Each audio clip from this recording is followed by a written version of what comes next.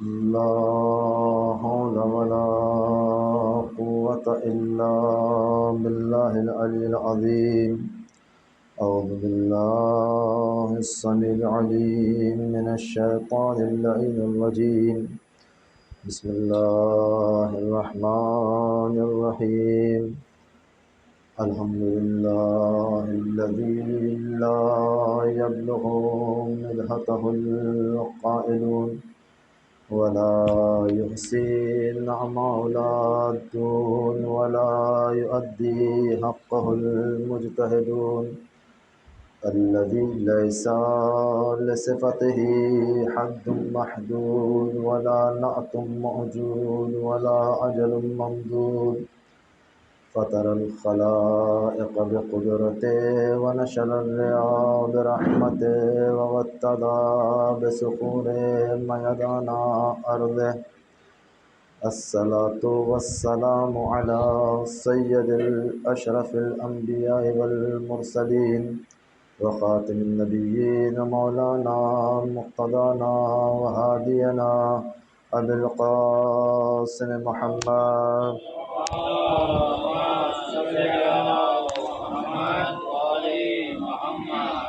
وعلى آل بيته الطيبين الطاهرين المعصومين المظلومين المنتخبين المنتجبين ولعنة الله على أعدائهم أجمعين من ليلنا هذا إلى قيام يوم الدين.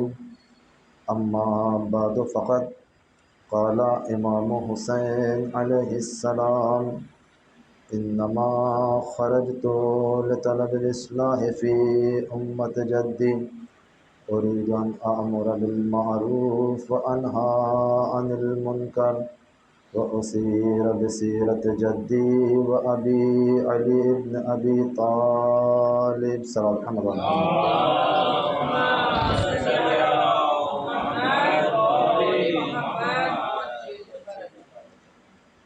دوستان محترم، دوستان عزیز،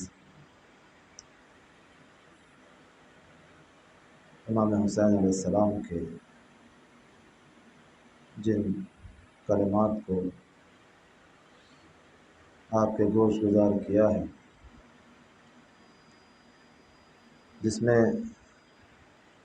امام اپنا مقصد قیام بیان فرما رہے ہیں،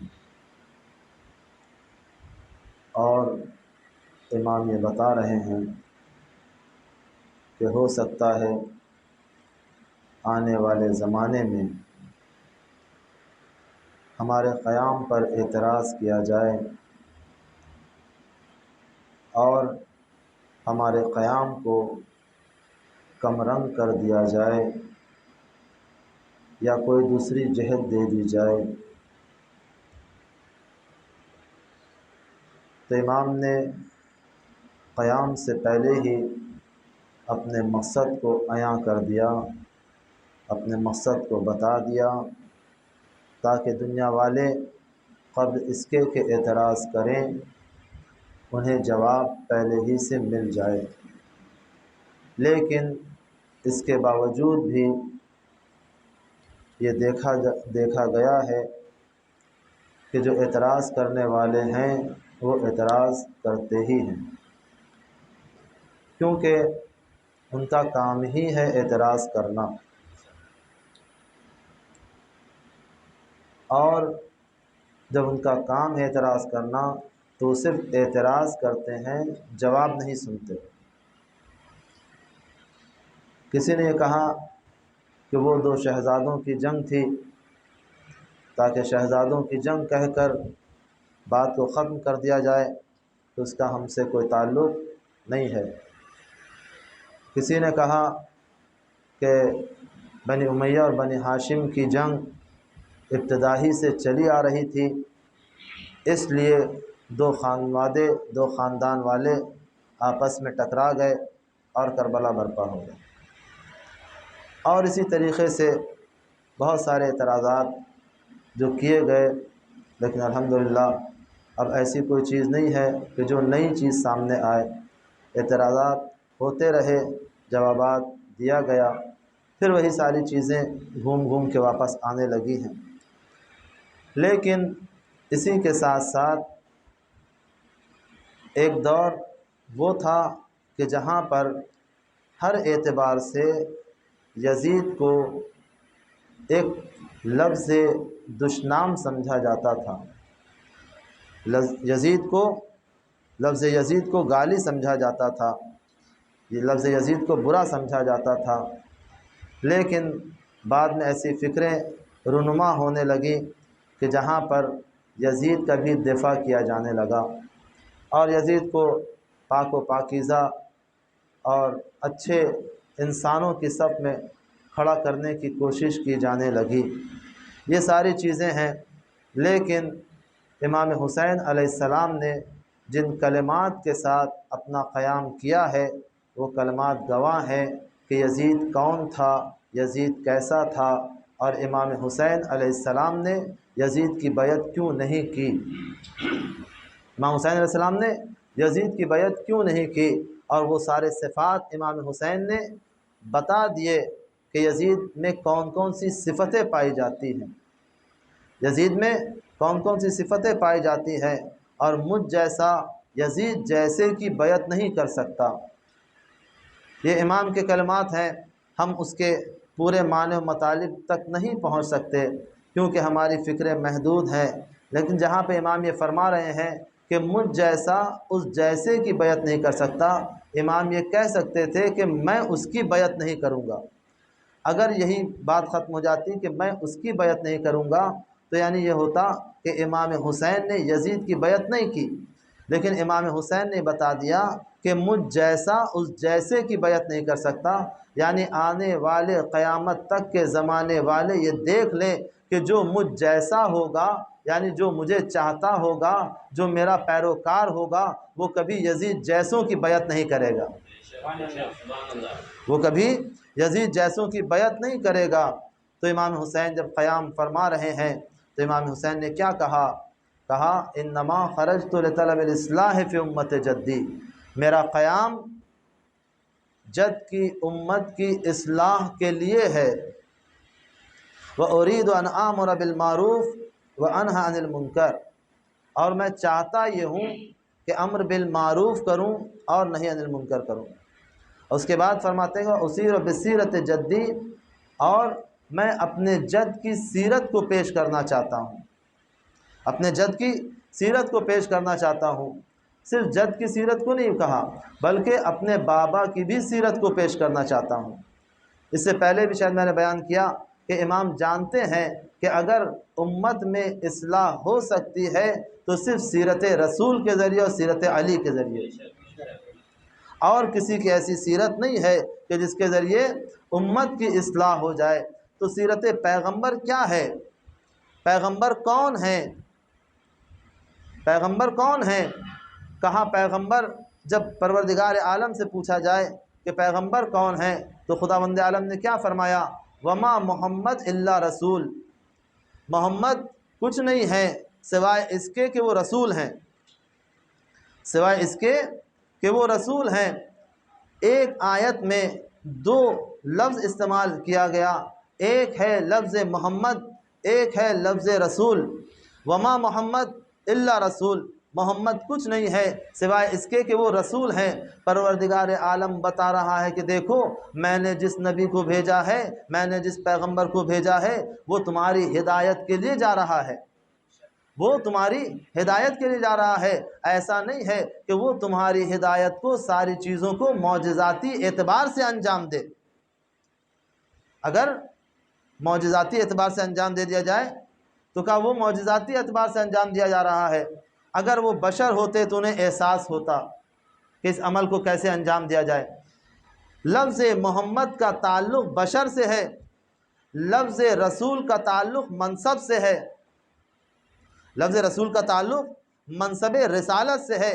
پیغمبر اسلام کو بشر کی صورت میں اس لیے بھیجا گیا تاکہ دنیا والے جان لیں جو آ رہا ہے وہ بشر ہے، وہ بشر ہے اور وہ رسول بھی ہے، لیکن ایسا نہیں سمجھ لینا کہ جو بشر ہے وہ تم جیسا ہے، جو بشر ہے وہ تم جیسا ہے نہیں، اس کے اوپر وحی نازل ہوتی ہے، تمہارا تعلق کچھ اور ہے، اس کا تعلق کچھ اور ہے، تمہاری حیثیت کچھ اور ہے، اس کی حیثیت کچھ اور ہے، تمہارا مرتبہ کچھ اور ہے، اس کا مرتبہ کچھ اور ہے۔ جہاں پروردگار عالم نے فرمایا کہ وما محمد الا رسول، محمد کچھ نہیں ہے سوائے اس کے کہ وہ رسول ہیں۔ عزیزان گرامی، ذرا ہم نام پہ اندازہ کریں، نام کی طرف غور کریں کہ پروردگار عالم نے کیوں نام محمد رکھا ہے، کیوں نام محمد رکھا ہے۔ محمد کے معنی کیا ہیں؟ کہ محمد کے معنی یہ ہیں کہ جس کی تعریف ہو چکی ہو، جس کی بہت زیادہ تعریف ہو چکی ہو، اسے کہتے ہیں محمد، تعریف شدہ۔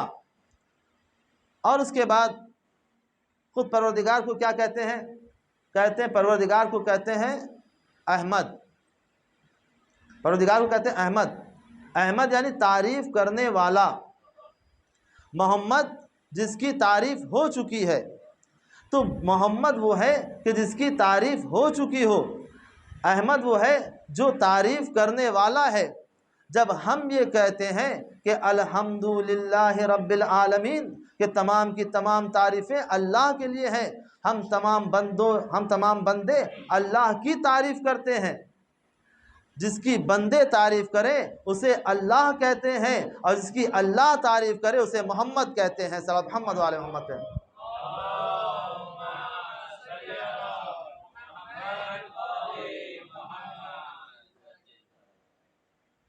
اور اس کے ساتھ ساتھ ہم یہ دیکھتے ہیں کہ جناب عیسیٰ جب آئے، جناب عیسیٰ کیوں آئے تھے؟ جناب عیسیٰ سے جب یہ پوچھا گیا کہ آپ کیوں آئے، مقصد کیا ہے؟ کہ میں اپنے بعد والے پیغمبر کی بشارت دینے کے لیے آیا ہوں۔ اور جب انہوں نے نام بتایا تو انہوں نے کیا نام بتایا؟ انہوں نے بتایا کہ آنے والے کا نام احمد ہے، آنے والے کا نام احمد ہے۔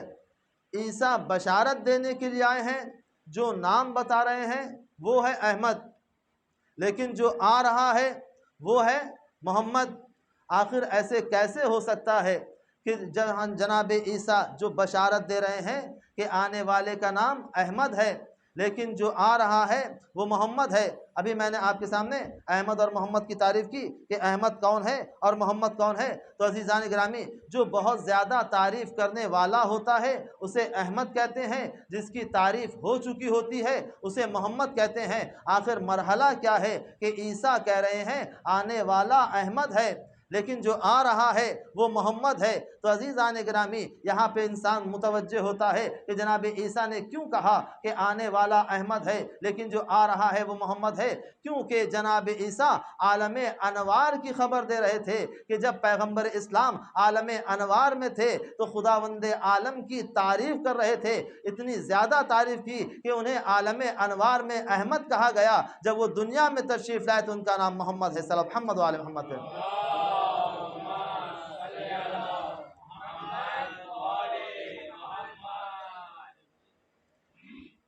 تو پروردگار عالم نے پیغمبر اسلام کو مبعوث کیا، اور اس اعتبار سے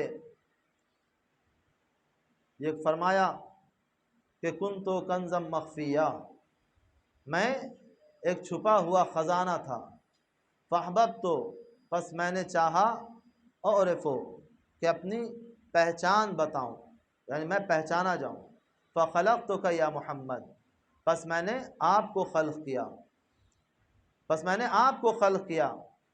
معرفت پروردگار کے لیے وجود محمدی ضروری ہے، معرفت پروردگار کے لیے وجود محمدی ضروری ہے۔ یہ میرا کہنا نہیں ہے، کیونکہ خود پروردگار عالم فرما رہا ہے میں نے چاہا کہ میں پہچانا جاؤں تو میں نے آپ کو خلق کیا۔ جب آپ کو خلق کیا کا مطلب ہے کہ کچھ نہ تھا،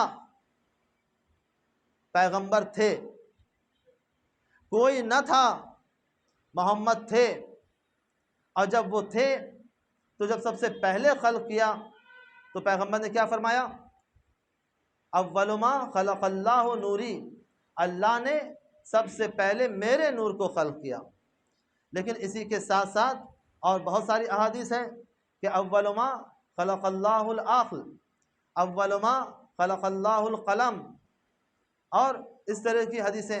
تو آخر اس کا ماجرا کیا ہے کہ جہاں پر پیغمبر یہ فرما رہے ہیں کہ اول ما خلق اللہ نوری، اللہ نے سب سے پہلے میرے نور کو خلق کیا، اس کے بعد یہ سب ساری چیزیں ہیں۔ تو عزیزان گرامی، ہو سکتا ہے آپ خود سمجھ سکتے ہیں اس بات کو کہ اگر مجلس میں ہم آئے اور آنے کے بعد کوئی ایک شخص آ کے بیٹھ گیا، کوئی ایک شخص آ کے بیٹھ گیا، اب جو آنے والا آیا ہے بیٹھا ہے یہاں پر، اب جو پہلے آیا اس نے دیکھا کہ یہ کون بیٹھے ہیں، کہا اچھا یہ تو میرے والد بیٹھے ہیں۔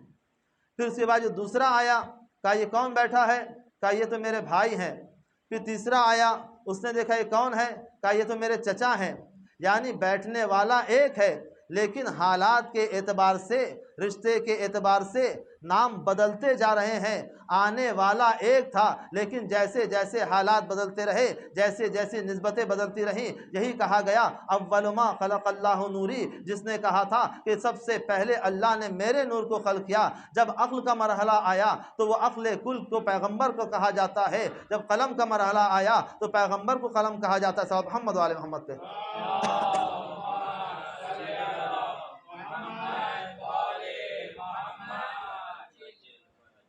اور جب اللہ نے خلق کیا تو یقیناً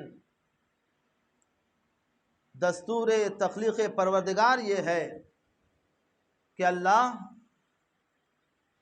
ضرورت کو بعد میں خلق کرتا ہے، ضرورت کو پہلے خلق کرتا ہے اور ضرورت مند کو بعد میں خلق کرتا ہے۔ ماں کی آغوش میں بعد میں بچہ آتا ہے، دودھ کی نہر کو پہلے چھلکاتا ہے۔ جب جناب آدم آئے، اگر جناب آدم صرف تاریکی میں آ جاتے تو یہ کہہ سکتے تھے، اولاد آدم یہ کہتی کہ پروردگار ہم تو تھے لیکن سانس لینے کے لیے ہوا نہیں تھی، ہم تھے اندھیرا تھا، کوئی روشنی نہیں تھی۔ تو اللہ نے سب سے پہلے ضرورت کو خلق کیا، بعد میں ضرورت مند کو خلق کیا۔ اللہ نے پہلے ضرورت کو خلق کیا، بعد میں ضرورت مند کو خلق کیا، تاکہ آنے والا کوئی شکایت نہ کرے کہ پروردگار ہم موجود تھے لیکن ہوا نہیں تھی، ہم سانس نہیں لے پا رہے تھے، پروردگار ہم موجود تھے، ہم تاریکی میں بھٹک رہے تھے لیکن ہمارے پاس کوئی روشنی نہیں تھی۔ اور یہ ساری چیزیں ہیں کہ جہاں پر ضرورت دیکھی جاتی ہے، ضرورت مند دیکھا جاتا ہے کہ پروردگار ہم موجود تھے لیکن ہم بھوکے پیاسے تھے، نہ ہمارے پاس کھانے کو کچھ تھا نہ پینے کو کچھ تھا۔ پروردگار ہم تو تھے لیکن برہنہ تھے، ہمارے پاس لباس نہیں تھا۔ تو پروردگار عالم دستور تخلیق پروردگار یہ ہے کہ پہلے ضرورت کو خلق کرتا ہے، بعد میں ضرورت مند کو خلق کرتا ہے۔ جہاں پہ ہم نے یہ دیکھا کہ پیغمبر اسلام آواز دے رہے ہیں کہ اول ما خلق اللہ نوری، اللہ نے سب سے پہلے میرے نور کو خلق کیا، یعنی اس کا مطلب یہ ہے کہ پوری کائنات ضرورت مند ہیں، پیغمبر اسلام کی ذات ضرورت ہے،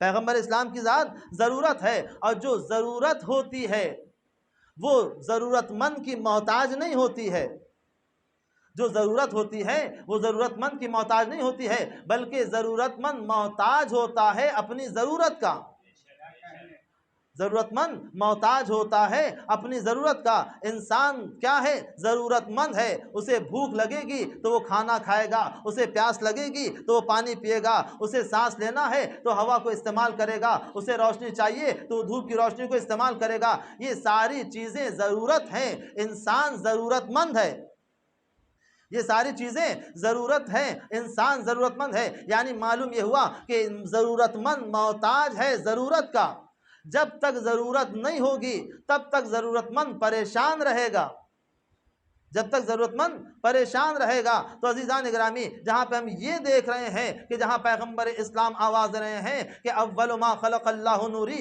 اللہ نے سب سے پہلے میرے نور کو خلق کیا ہے، تو ہمیں معلوم یہ ہو گیا کہ پیغمبر کی ذات ضرورت ہے، پوری کائنات ضرورت مند ہے۔ جب پوری کائنات ضرورت مند ہے تو اس ضرورت کا اختیار ہے کائنات پر، اس ضرورت کا اختیار ہے کائنات پر۔ انسان جب ضرورت مند تھا تو انسان محتاج تھا کہ سورج نکلے، انسان جب ضرورت مند تھا تو انسان محتاج تھا کہ چاند نکلے، انسان جب ضرورت مند تھا تو انسان محتاج تھا کہ درخت اگے، انسان جب ضرورت مند تھا تو انسان محتاج تھا کہ نہر میں پانی بہے۔ لیکن جب ضرورت سامنے آتی ہے تو اپنے اختیار کو دکھاتی ہے کہ دیکھو ہم ان کے ضرورت مند نہیں ہیں بلکہ یہ ہمارے ضرورت مند ہیں، یہ ہمارے ضرورت مند ہیں۔ اگر ہمارے اختیار کو دیکھنا ہے تو ہم بتاتے ہیں، ہم جب چاہیں چاند کے 2 ٹکڑے کر دیں، ہم جب چاہیں سورج کو پلٹا دیں، ہم جب چاہیں درخت کو بلا لیں، ہم جب چاہیں ذرے سے تسبیح پڑھا لیں۔ صلی اللہ محمد و آل محمد پہ۔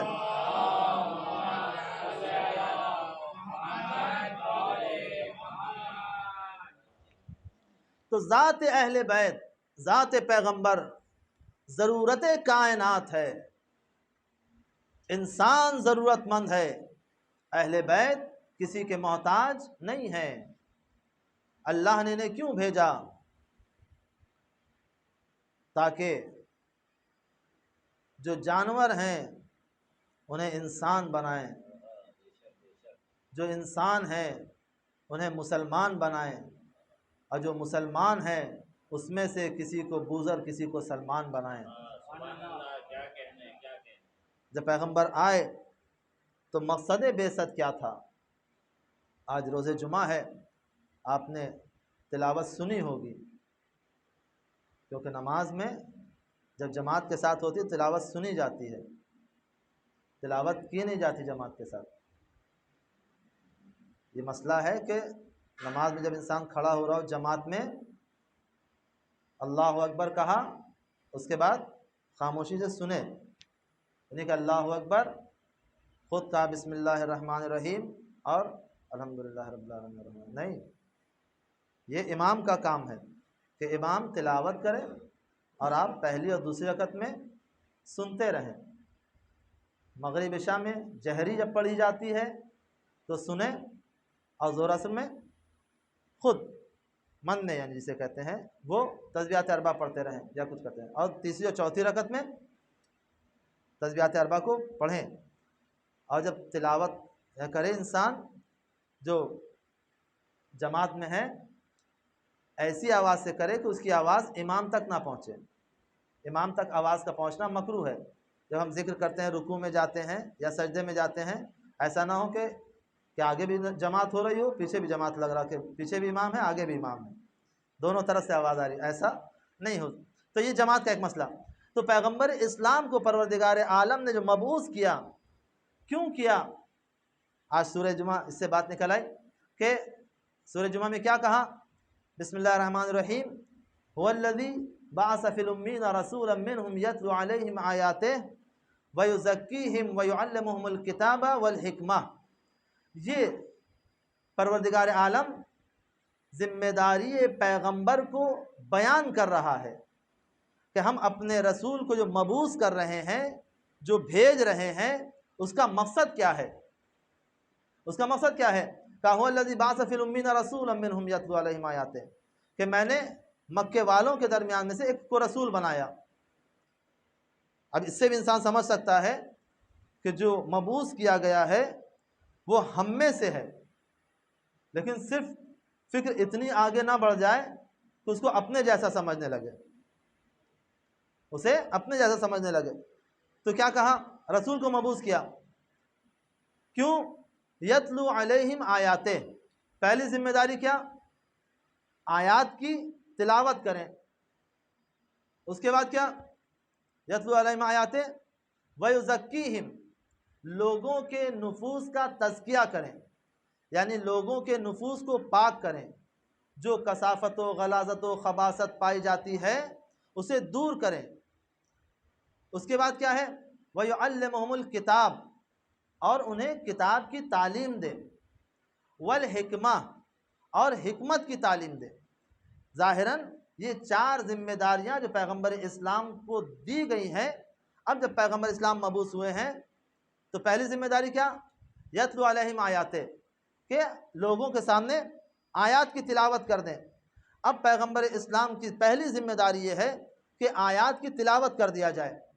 عزیزان گرامی، ان تمام ذمہ داریوں میں جب انسان متوجہ ہوتا ہے، دیکھتا ہے، تو سب سے آسان ذمہ داری کون سی لگتی ہے؟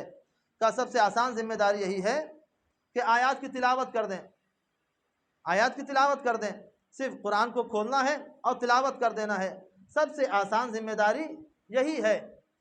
اس کے بعد کیا ہے؟ نفوس کا تزکیہ کرنا، یہ سخت مرحلہ ہے کہ کسی انسان کو سمجھایا جائے اور بتایا جائے لیکن اس کے بعد بھی نہ مانے، اللہ ہی خیر کرے۔ پھر اس کے بعد کتاب کا علم دینا، کتاب کی تعلیم دینا، پھر حکمت کا مرحلہ آتا ہے۔ تو پہلی ذمہ داری یہ پیغمبر اسلام یہ ہے کہ آیات کی تلاوت کر دیں۔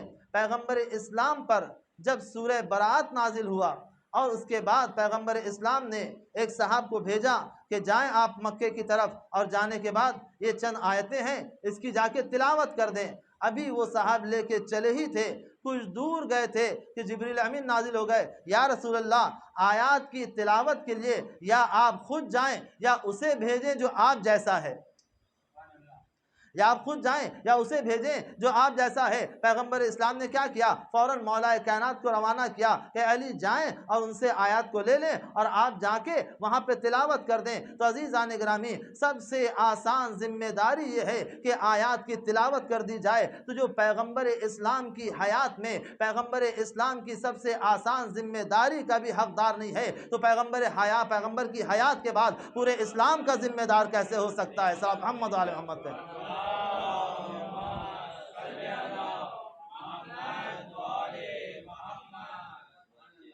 یہ پہلی ذمہ داری۔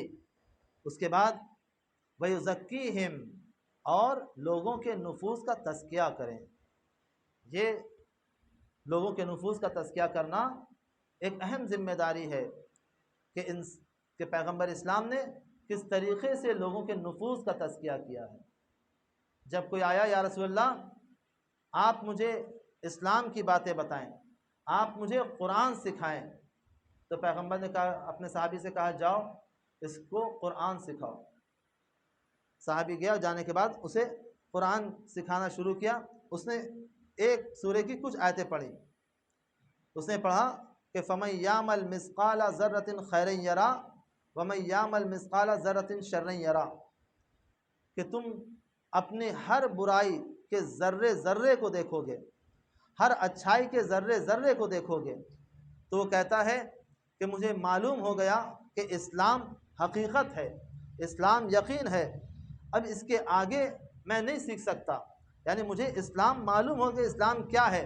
پیغمبر نے فرمایا یہ جب آیا تھا تو لا علم تھا، جاہل تھا، لیکن اب جا رہا ہے تو فقیہ بن کے جا رہا ہے، جو جا رہا ہے تو فقیہ بن کے جا رہا ہے۔ اس سے پہلے شاید میں نے کہا ہو، اگر دل میں جگہ خالی ہو تو ایک حرف کافی ہے، ایک حرف کافی ہے۔ لیکن میں اپنے لیے کہوں کہ ہم نے 2 مہینہ 8 دن مجلس سنی، یہاں پر ہمارے دل میں کتنی جگہ خالی تھی کہ ہم نے کیا کیا۔ تو یزکیہم، یعنی نفوس کا تزکیہ، نفوس کا تزکیہ ہو، اور تزکیے کے پورے مراحل ہیں کہ جو پیغمبر اسلام نے اپنے کردار سے پیش کیا ہے، اپنے کردار سے پیش کیا ہے کہ کیسے لوگوں کے نفوس کا تزکیہ کیا۔ اور اس کے بعد وَيُعَلِّمُهُمُ الْكِتَابَ، اور کتاب کی تعلیم دینا۔ قرآن ایک ایسی کتاب ہے کہ جس کی تعلیم حاصل کرنا ہم سب کے لیے ضروری ہے، بلکہ بعض سورے تو واجب ہیں یاد کرنا اور صحیح یاد کرنا۔ الحمدللہ یہاں پہ نماز صبح کے بعد درس ہوتا ہے، جو بھی چاہیں درس میں شریک ہو سکتے ہیں، اور جس وقت چاہیں میں حاضر ہوں۔ یہ ایک آپ حضرات کے لیے وہ ہے۔ وَيُعَلِّمُهُمُ الْكِتَابَ، اور کتاب کی تعلیم دینا، کیونکہ قرآن کی تلاوت آسان نہیں ہے۔ ہم سمجھتے ہیں کہ جیسے ہم پڑھ لیں گے ویسے نہیں، اتنا آسان نہیں ہے۔ پھر آخری مرحلہ کیا ہے؟ کہ آخری مرحلہ حکمت کا ہے۔ پیغمبر اسلام نے اسلام کو حکمت کے ذریعے پھیلایا ہے۔ جب یہ اعلان کر دیا گیا اور آج دنیا والوں کے ذہن میں یہ ڈال دیا گیا کہ اسلام تلوار کے ذریعے پھیلا ہے، تو جو تلوار چلاتے تھے ان کے نام کو حذف کر دیا گیا، ان کے نام کو ہٹا دیا گیا۔ جو میدان میں کبھی موجود نہ رہتے تھے انہیں مجاہد بنا کے پیش کر دیا گیا، انہیں مجاہد بنا کے پیش کر دیا گیا۔ جن کی تلوار نے اسلام کو بچایا ہے ان کی تلواروں کو پوشیدہ کر دیا گیا، اور جو کبھی میدان میں نظر نہ آئے انہیں مجاہد اسلام قرار دیا جانے لگا۔ بہرحال حکمت کے ذریعے آپ دیکھیں کہ حکمت پیغمبر کیا تھی۔ پیغمبر خلق عظیم کے مالک تھے، بہترین اخلاق رکھنے والے تھے، لیکن حکمت پیغمبر سے جو اسلام پھیلا ہے کہ جب نصارہ نجران آئے ہیں تو نصارہ نجران نے، جب یہ پورا واقعہ نہیں پڑھنا ہے، جب نصارہ نجران آئے ہیں، جب پیغمبر نے دعوت دی وہ آئے ہیں تو وہ اس اعتبار سے آئے کہ زرق و برق لباس کے ساتھ آئے، تاج پہنے ہوئے ہیں، بہترین لباس ہے، چمکیلا بھڑکیلا جسے کہا جاتا ہے، اس لباس کے ساتھ سب مدینے میں وارد ہوئے، کیونکہ مدینے والے نہ اتنے مالدار ہیں نہ اتنے ثروت مند ہیں، ہم جب اس لباس میں جائیں گے تو ہمارے لباس سے وہ مرعوب ہو جائیں گے، ہمارے لباس سے مرعوب ہو جائیں گے۔ جب وہ داخل مدینہ ہوئے، پیغمبر اسلام تشریف فرما تھے، وہ آئے اور آنے کے بعد جب انہوں نے پیغمبر کو سلام کیا، پیغمبر نے جواب نہیں دیا، پیغمبر نے منہ پھیر لیا۔ اب یہ پریشان ہوئے کہ آخر کیا ماجرا ہے، کچھ دیر رکے، اس کے بعد باہر چلے گئے، اور جانے کے بعد مسلمانوں سے کہنے لگے کہ تمہارے پیغمبر کے اخلاق کے بارے میں ہم نے بہت سن رکھا تھا، لیکن یہ کیا ہے کہ انہوں نے ہماری طرف رخ ہی نہیں کیا۔ جو اتنا اخلاق کا حامل ہو، جو خود صاحب اخلاق ہو، جو اخلاق کو تکمیل تک پہنچانے کے لیے آیا ہو، اور وہ اتنی بے رخی کر رہا ہو، تو مسلمان پریشان کہ پیغمبر ایسا نہیں کرتے ہیں، یقیناً وہ با اخلاق ہیں، لیکن انہوں نے ایسا کیوں کیا نہیں پتہ۔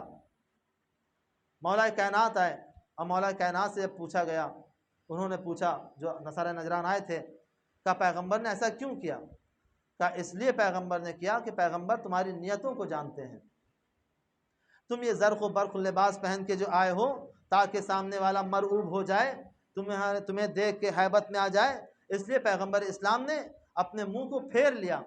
تم سادے لباس میں آؤ، تم سادے لباس میں آؤ۔ جب مولا کائنات نے فرمایا کہ تم سادے لباس میں آؤ تو انہوں نے اپنے لباس کو بدلا، سادہ لباس پہنا، اور اس اعتبار سے آئے۔ تو عزیزان گرامی، جہاں پہ مسلمان پریشان تھے، انہیں نہیں پتہ چل رہا تھا کہ پیغمبر خاموش کیوں ہیں، جب پیغمبر کی خاموشی نہیں سمجھ میں آتی ہے تو پیغمبر کے الفاظ کیا سمجھ میں آئیں گے؟ صلی محمد علیہ محمد۔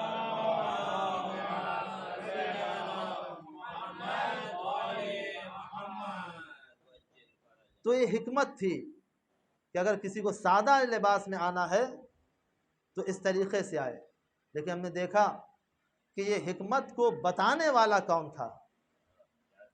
یہ حکمت کو بتانے والا کون تھا؟ وہی بتا سکتا ہے جو پیغمبر سے ہو۔ جہاں پیغمبر یہ فرما رہے ہیں کہ اول ما خلق اللہ نوری، اللہ نے سب سے پہلے میرے نور کو خلق کیا، وہیں پیغمبر یہی فرما رہے ہیں انا و علی من نور واحد، انا والی من نور واحد۔ جب حکمت پیغمبر کے پاس ہے تو حکمت کی سمجھداری علی کے پاس ہے، پیغمبر کی حکمت کو علی سمجھ سکتے ہیں۔ اور ہم نے اس وقت دیکھا کہ جب ایک شاعر جو کہ پیغمبر اسلام کے خلاف شاعری کرتا تھا، جب اسے پکڑ کے لایا گیا اور پیغمبر اسلام سے کہا گیا یا رسول اللہ یہ آپ کے خلاف شاعری کرتا ہے، آپ پر سب و شتم کرتا ہے، آپ کو برا بھلا کہتا ہے، پیغمبر نے کہا کون ہے جو اس کی زبان کو کاٹ دے، کون ہے جو اس کی زبان کو کاٹ دے؟ بہرحال بہت سے افراد ایسے تھے جسے کہتے ہیں کہ وہ گھر میں شیر ہوتے ہیں، سب تیار ہو گئے میں کاٹ دوں گا میں کاٹ دوں گا، لیکن پیغمبر نے کیا کیا؟ پیغمبر نے کہا اے علی تم جا کے اس کی زبان کو کاٹو، کہا ہاں میں اس کی زبان کو کاٹ دوں گا۔ پیغمبر اسے لے کے چلے، کچھ دور گئے، اسے کچھ پیسہ دیا اور ایک سواری دی، کہا تم جاؤ، کہا تم جاؤ۔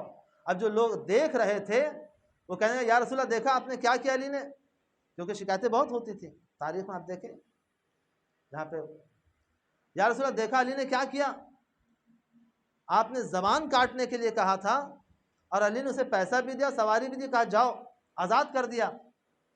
کہا علی جانتے ہیں کہ زبان کاٹنے کا مطلب کیا ہوتا ہے، علی جانتے ہیں کہ زبان کاٹنے کا مطلب کیا ہوتا ہے۔ جب علی نے اسے آزاد کر دیا، جب صبح نمودار ہوئی، جب سب مسجد میں آئے، تو جو شاعر ابھی تک سب کو شتم کر رہا تھا، دیکھا وہ بیٹھ کے وضو کر رہا ہے،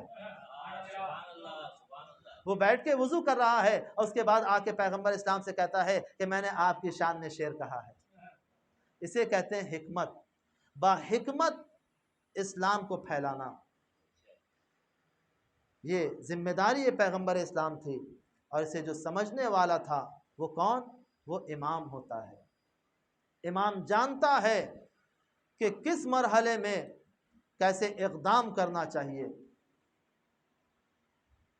پیغمبر اسلام کی حیات میں بہت ساری جنگیں ہوئیں، لیکن ہم نے دیکھا کہ پروردگار عالم نے جس چیز کو فتح مبین کہا ہے، وہ کسی جنگ کو نہیں کہا، وہ کسی جنگ کو نہیں کہا۔ جنگ خیبر، جنگ خندق، جنگ حنین اور بہت ساری جنگیں، لیکن کسی جنگ میں یہ نہیں کہا کہ آپ کو فتح مبین حاصل ہو گئی۔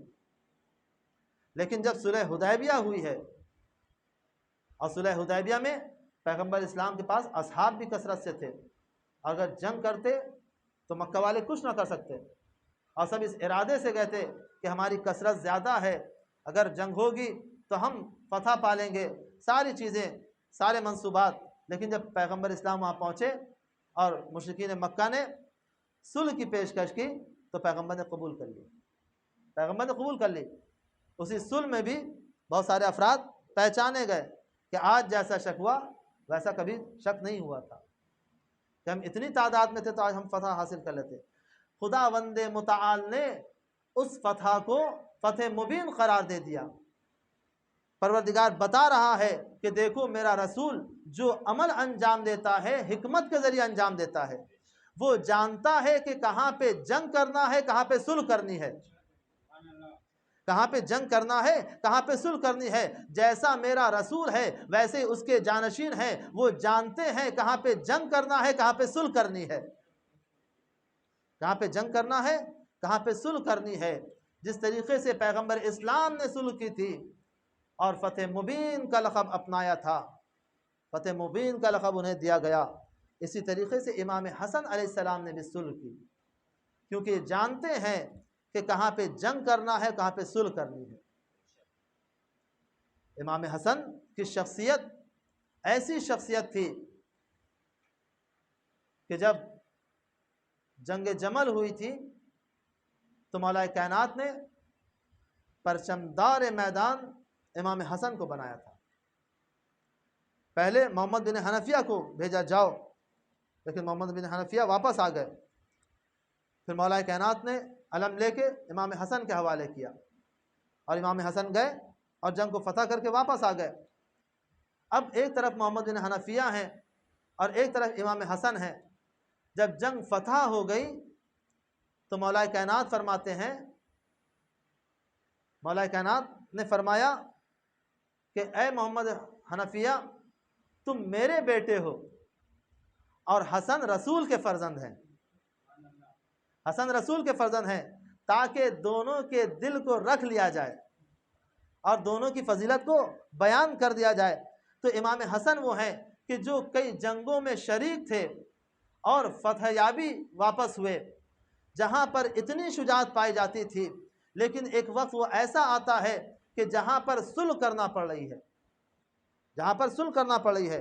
ابھی جنگ ہو رہی تھی کہ فتح یابی نصیب ہو گئی، اور امام حسن جنگ کو فتح کر کے آئے اور اپنے انداز حیات سے، اپنے روب سے دنیا والوں کو یہ بتاتے رہے کہ دیکھو میں کون ہوں۔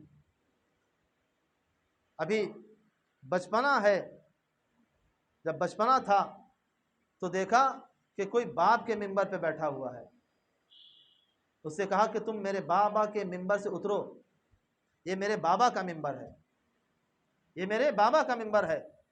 تو جو بیٹھا ہوا تھا وہ اتر گیا، ابھی بچپنا تھا امام حسن کا، اور گود میں اٹھایا اور آ کے پھر ممبر میں بیٹھ کہنے لگا کہ یقیناً یہ ان کے بابا کا ممبر ہے، ہمارا ممبر نہیں ہے۔ امام حسن نے ایک جملے سے یہ اعلان کر دیا کہ ممبر یا میرے نانا کا ہے یا میرے بابا کا ہے، منبر تمہاری جگہ نہیں ہے، تمہاری جگہ تخت و تاج ہو سکتی ہے، تمہاری جگہ تخت و تاج ہو سکتی ہے، منبر نہیں ہو سکتا۔ اور جب اس نے گود میں اٹھا کے اعلان کر دیا کہ یہ صحیح کہہ رہے ہیں کہ ان کے بابا کا منبر ہے، تو امام حسن کے اس جملے نے اس بات کا بھی اقرار لے لیا کہ کل تم نے ہماری گواہی کو قبول نہیں کیا تھا، کل تم نے ہماری گواہی کو قبول نہیں کیا تھا، لیکن آج تم نے ہماری بات کو مان لیا کہ ہم صحیح کہہ رہے ہیں۔ صلوات محمد علیہ محمد۔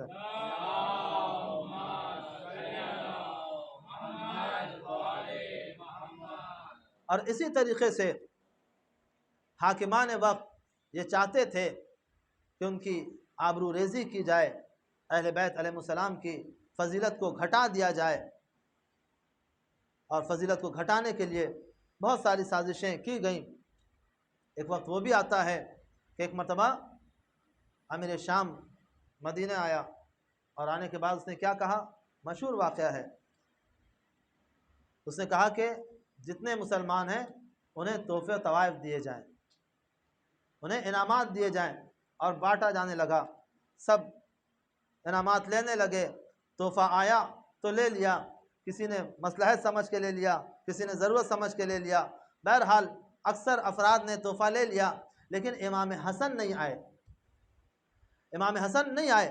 اور آخری وقت میں جب امام حسن آئے، انہیں کہا گیا کہ آپ بھی جائیں، وہ آیا ہے اسے ملنے، یا اس نے بلایا ہے، تو امام حسن گئے، اور جب گئے تو یہ کہتا ہے کہ آپ آخری وقت میں اس لیے آئے ہیں کہ آپ یہ سوچ رہے تھے کہ میرا خزانہ ختم ہو جائے گا اور میں آپ کو کچھ نہیں دے پاؤں گا تو میں شرمندہ ہوں گا۔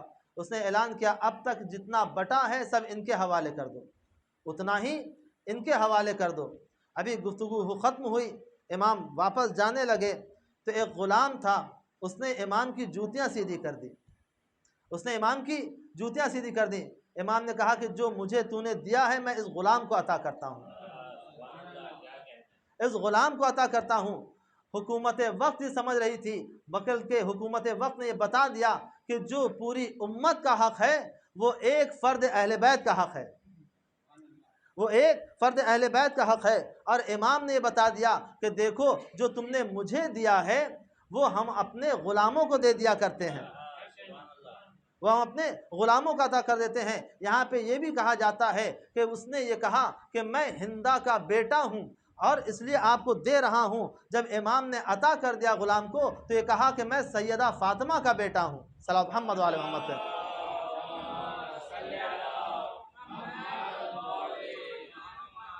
تو امام حسن علیہ السلام کی جو شخصیت ہے اور ان کے جو فضائل و کمالات ہیں، یقیناً اگر آج دنیا دیکھے کہ وہ وقت آتا ہے کہ جب امام حسن صلح کر رہے ہیں، جہاں پہ جنگ فتح کی ہو اور وہ صلح کر رہا ہو، تو آخر کیا ہو سکتا ہے؟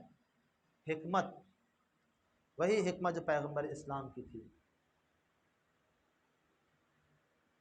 جو لشکر کے سردار تھے وہ بک رہے تھے، حالات بدل رہے تھے، اور جنگ سے مسلمانوں کا نقصان بڑا ہونے والا تھا، اور یہ سب ساری چیزیں اسی کے بعد جب یہ پیشکش کی گئی کہ صلح کر لیں تو امام نے شرط لگائی کہ صلح ہوگی لیکن شرائط ہمارے ہوں گے، شرائط ہمارے ہوں گے۔ جب حاکم شام نے کاغذ صلح بھیجا ہے تو بغیر کچھ لکھے ہوئے، وہ جانتا تھا کہ وہ کوئی خلاف چیز نہیں لکھیں گے، خلاف شریعت نہیں لکھیں گے، جو لکھیں گے وہ صحیح لکھیں گے۔ اور امام نے صلح کی جو شرطیں لکھی ہیں، کہا سب سے پہلی شرط یہ ہے کہ حاکم شام احکام الہی اور سنت رسول پر عمل کرے، حکومت میں سنت پیغمبر کا احیاء کیا جائے۔ امام بتا رہے ہیں کہ سنت پیغمبر کو ختم کیا جا رہا ہے۔ پھر امام نے لکھا کہ جو میرے بابا پہ سب و شتم ہوتا ہے، جو انہیں برا بھلا کہا جاتا ہے، اسے ختم کر دیا جائے، اس کے بعد کوئی سب و شتم نہیں کرے گا۔ پھر امام نے لکھا کہ حاکم وقت کو یہ اختیار نہیں ہے کہ اپنے بعد کسی کو اپنا جانشین قرار دے، اور بیت المال سے جو بنی ہاشم کا حق ہے اس حق کو پہنچائے، اس حق کو پہنچائے۔ یعنی امام شرط کو جو لکھ رہے ہیں یہ بتا رہے ہیں کہ دیکھو ہم نے سلو کی نہیں ہے، بلکہ اس نے مجھ سے سلو کی ہے۔ جو شرط کرتا ہے، جو شرط باندھتا ہے، وہ اپنا اختیار رکھتا ہے۔ یعنی اس کا مطلب یہ ہوا صلح اس کی طرف سے کس طریقے سے ہو رہی تھی؟ صلح اس کی طرف سے نہیں ہو رہی تھی، بلکہ صلح اگر دیکھا جائے امام حسن بتا رہے تھے کہ دیکھو صلح ہم نہیں کر رہے ہیں بلکہ صلح وہ کر رہا ہے۔ جو شرط ہم لگا رہے ہیں اسے قبول کرنا ہے، اور اس نے یہی کہہ کے کہا کہ آپ جو شرط لگائیں گے ہم اسے قبول کریں گے۔ لیکن جب صلح نامہ تیار ہو گیا تو صلح کو رون دیا گیا، امام جانتے تھے۔ اور اسی کے ساتھ ساتھ جب صلح ہوئی تو بہت سے ایسے افراد کہ جو امام کی حکمت سے واقف نہیں ہوتے ہیں، امام کے قریبی افراد امام کو جب سلام کرتے تھے وہ کہتے تھے کہ اے مومنوں کو ذلیل کرنے والے امام تم پر میرا سلام۔ یہ مزاج آج بھی ہے کہ جب ہم مرجیت کو نہیں سمجھ پاتے ہیں، اور جب کوئی فتویٰ ایسا آتا ہے تو ہماری حکمت سے باہر ہوتا ہے، ہماری نظریں وہاں تک نہیں ہوتی ہیں، تو ہم یہ نہیں دیکھتے کہ ہم کسے برا بھلا کہہ رہے ہیں۔ ہماری محدود عقل محسوس نہیں کر پاتی کہ ہم کسے برا بھلا کہہ رہے ہیں، اور فوراً اسی طریقے سے زمانے کو دہرا دیا جاتا ہے۔ جو قریبی لوگ تھے وہ امام سے کہہ رہے تھے، لیکن امام امام ہوتا ہے، امام دین اسلام کا محافظ ہے، امام مسلمانوں کا محافظ ہوتا ہے۔ امام نے صلح کر کے اسلام کو بچایا ہے، لیکن دشمنان اسلام سے یہ بھی دیکھا نہ گیا، اور وہ وقت آیا کہ ایک سازش رچی گئی کہ کس طریقے سے ہدایت کے اس چراغ کو بجھا دیا جائے، ہدایت کے اس مینارے کو منہدم کر دیا جائے۔ اور وہی سازش شام سے چلی ہے، مدینے تک آئی، اور آنے کے بعد جودہ بنت اشعث جو امام کی بیوی تھی، اشعث کی بیٹی تھی، اشعث جو خوارج میں سے تھا، خوارج جو جنگ صفین سے مولا کائنات کو چھوڑ کے الگ ہو گئے تھے، یہ جودہ اس کی بیٹی تھی۔ اسے لالچ دی گئی، اور بہت ساری لالچ دی گئی کہ تمہاری شادی یزید سے ہو جائے گی، تمہیں اتنے ہزار اتنے لاکھ درہم دیے جائیں گے، اور فلاں فلاں۔ بہرحال اس نے قبول کر لیا۔ کہتے ہیں کہ امام روزے سے تھے، جب افطار کے لیے آئے ہیں تو امام کو جب شربت دیا گیا ہے تو اس شربت میں زہر ملا دیا۔ ابھی جب ادھر امام نے شربت تناول فرمایا، شربت کو پیا، تو وہ زہر اثر کرنے لگا۔ جب زہر اثر کرنے لگا تو اعزاء اقربا بیت امام میں آ گئے، اور جناب زینب، جناب ام کلثوم بھی امام کے گھر میں آ گئے۔ ابھی جناب زینب دیکھ رہی ہیں کہ ایک مرتبہ کیا غضب ہوا کہ جناب زینب نے دیکھا بھائی کے جگر کا ٹکڑا تشت پہ گر رہا ہے، بھائی کے جگر کا ٹکڑا تشت پہ گر رہا ہے۔ شاید امام حسن بتا رہے ہیں زینب دیکھو آج میرے جگر کا ٹکڑا تشت پہ گرا ہے تو تم گھبرانا نہیں، کل کربلا کا میدان ہوگا، میرے جگر کا ٹکڑا پامال کیا جائے گا۔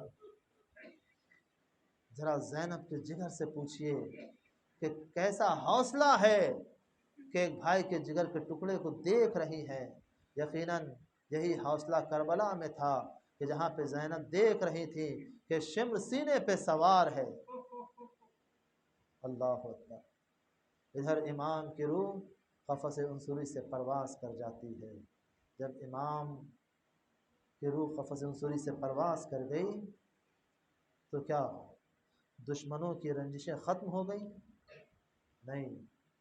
جب امام کو غسل و کفن دیا گیا اور پیغمبر کی قبر کی طرف لے جایا جانے لگا کہ وہاں دفن کیا جائے، تو ایک گروہ سامنے آیا جس کی قیادت کہتے ہیں کہ ایک عورت کر رہی تھی، اس نے امام کی لاشوں پہ تیر کی بارش کر دی۔ امام حسن کا جنازہ جناب عباس موجود ہیں، محمد بن حنفیہ موجود ہیں، سب کی موجودگی میں جب تیر کی بارش ہوئی تو ایک مرتبہ جناب عباس نے تلوار کے نیام پہ ہاتھ رکھا، امام حسین نے روک لیا، بھیا یہ جنگ کا مقام نہیں ہے، بھائی حسن نے وصیت کیا تھا کہ اگر مجھے وہاں دفن ہونے نہ دیں تو مجھے جنت البقیع میں دفن کر دینا۔ دوبارہ جنازہ گھر واپس آیا ہے، زینب نے ان تیروں کو جنازہ حسن سے نکالا ہے، پھر کفن کو بدلا گیا، پھر جنازہ چلا ہے۔ اللہ اکبر، میں کہوں گا جناب زینب نے امام حسن علیہ السلام کے جنازے پر تیر دیکھا تھا، لیکن وہ کربلا کا میدان تھا کہ جہاں جناب زینب نے تیروں پہ امام حسین کا جنازہ دیکھا ہے، تیروں پہ امام حسین کا جنازہ۔ اور وہیں پر ایک دکھیاری ماں، ایک بیوہ ہے، وہ کون؟ وہ ام فروا ہیں جو جوانی میں بیوہ ہو گئی۔ کتنا سخت مرحلہ ہوتا ہے کہ ایک عورت جو جوانی میں بیوہ ہو جائے، لیکن میں کہوں گا آپ کے سرپرست موجود تھے، آپ کو تسلی دینے والے موجود تھے، آپ کے غمخوار موجود تھے۔ ابھی امام حسن ہیں، جناب عباس ہیں، جناب زینب ہیں، جناب ام کلثوم ہیں، آپ کو امام حسن کا غم ہے، لیکن جناب قاسم آپ کے پاس ہیں۔ لیکن ہائے وہ کربلا، جو معظمہ تھیں، جتنی خواتین تھیں، سب کے پاس اپنا اپنا غم تھا۔ کسی کے دل میں جوان لال کا غم تھا، کسی کے دل میں آغوش کے پالے کا غم تھا۔ اللہ اکبر، یہاں پہ امام حسن کا جنازہ چلا ہے، اور اس کے بعد جب دفن کر کے واپس آتے ہیں تو ایک مرتبہ بیت الشرف میں کوہرام برپا ہوا، امام حسن کو یاد کیا گیا، اور جناب زینب اس منظر کو کبھی نہیں بھول سکتی تھی کہ جناب زینب نے بھائی کے جگر کے ٹکڑے کو تشت پہ گرتے ہوئے دیکھا تھا۔ ہاں عزاداروں، وہ وقت بھی آتا ہے کہ جب جناب قاسم امام حسین کے قریب آتے ہیں اور آ کے کہتے ہیں، اے چچا جان مجھے مرنے کی اجازت دے دیے۔ کیسی محبت تھی امام حسین کی جناب قاسم سے کہ ایک مرتبہ امام حسین تڑپ گئے، کہا میرے لال میں تمہیں کیسے مرنے کی اجازت دے دوں، تم میرے بھائی کی نشانی ہو، تم میرے بھائی کی بیوہ کے سہارا ہو، میں تمہیں کیسے مرنے کی اجازت دے دوں۔ جناب امام حسین اجازت نہیں دے رہے ہیں کہ ایک مرتبہ جناب قاسم کو ایک تعویذ یاد آیا۔ جب تعویذ یاد آیا اور تعویذ کو کھولا ہے تو کیا دیکھا کہ امام حسین کا خط ہے، امام حسن کا خط ہے امام حسین کے نام پہ۔ اے بھیا حسین، کربلا کے میدان میں تو نہ ہوں گا، لیکن میرے طرف سے میرے لال قاسم کو قبول کر لینا۔ جیسے ہی یہ نام حسن امام حسین کے سامنے آیا ہے، آنکھوں سے اشک جاری ہو گئے، سر سے لگایا، آنکھوں سے لگایا، بوسہ دیا اور کہا اے میرے لال قاسم، یہ تم کیسا پروانہ شہادت لے کر آئے ہو؟ اے میرے لال قاسم جاؤ، خدا حافظ۔ ابھی تک مائیں اپنے بچے کو تیار کر رہی تھی، آمادہ کر رہی تھی، لیکن جناب قاسم کو امام حسین نے تیار کیا ہے، اور جب تیار کر کے سواری پہ سوار کیا ہے نا تو ایک مرتبہ امام حسین نے جناب قاسم کی آستینوں کو پلٹ دیا اور گریبان کو چاک کر دیا۔ مولا یہ کیا کر رہے ہیں؟ کہا یہ عرب کی علامت ہے، عرب کی نشانی ہے، جب کوئی یتیم ہوتا ہے تو اس کی آستینوں کو پلٹ دیا جاتا ہے، گریبان کو چاک کر دیا جاتا ہے۔ مولا یہ کیوں کر رہے ہیں؟ مولا اس لیے کر رہے تھے کہ تاکہ جب اشقیاء یہ دیکھیں آنے والا یتیم ہے، شاید کوئی رحم کر جائے، شاید کوئی رحم کھا لے۔ اللہ اللہ، جناب قاسم آتے ہیں اور جنگ کرتے ہیں، جنگ کرتے کرتے ایک مرتبہ جب جناب قاسم سے زین پہ سنبھلا نہ گیا، زین سے زمین پر آئے اور آنے کے بعد آواز دی، اے چچا جان میرا آخری سلام نام قبول ہو، اے چچا میری مدد کو آئیے۔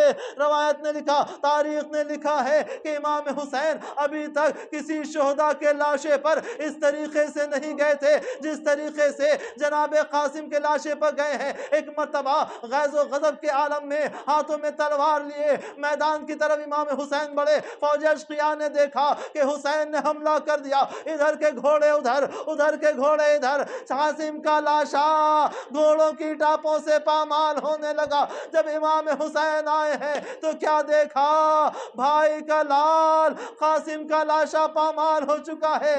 ابا کو بچھایا، قاسم کے لاشوں کو ٹکڑوں کو جمع کیا اور اس کے بعد خیمے میں لائے ہیں۔ میں کہوں گا شاید جناب زینب کو وہ منظر یاد آ گیا ہوگا کہ مدینے میں بھائی کے جگر کا ٹکڑا دیکھا تھا، یہاں پہ قاسم کے لاشوں کا ٹکڑا۔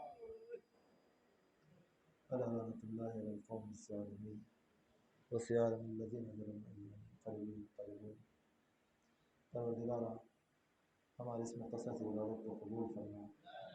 پروردگارہ جو محرومین ان کو گناہوں کو بخش دے، ان کی خطاؤں کو معاف کر دے، جو بیمار انہیں شفا کاملہ عطا فرما۔ پروردگارہ تمام مقامات مقدسہ کی حفاظت فرما، جو حفاظت کر رہے ہیں ان کی حمایت فرما۔ پروردگارہ جو زائرین گئے ہیں ان کی حفاظت فرما۔ پروردگارہ پرچم اسلام کو سربلندی عطا فرما، پرچم کفر و نفاق کو سرنگون فرما۔ پروردگارہ تمام علماء اعلام مراجع کرامات اعظام طلباء کرام کی حفاظت فرما۔